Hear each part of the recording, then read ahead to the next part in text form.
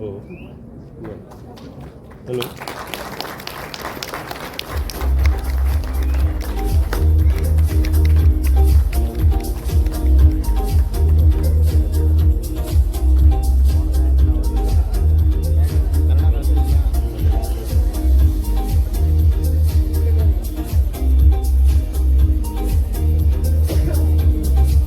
ಹಾಗೆ 50 ವರ್ಷ ತುಂಬ್ತಾ ಇದ್ದೀನಿ, ಅದಕ್ಕೂ ಕಂಗ್ರ್ಯಾಚುಲೇಷನ್ಸ್.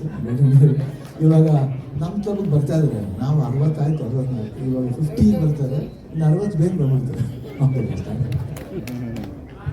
Thank you sir.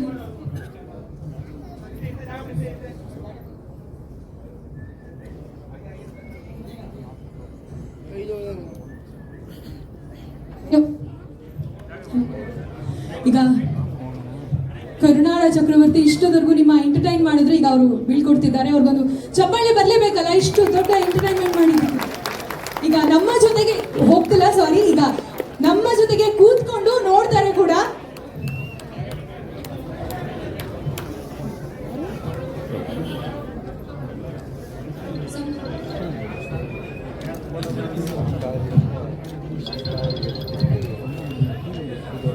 ಈಗ ಸಮೃದ್ಧಿ ಮಂಜುನಾಥ್ ಅವರು, ಈಗ ನಾಗೇಂದ್ರ ಪ್ರಸಾದ್ ಸರ್ ಅವ್ರ ಬಗ್ಗೆ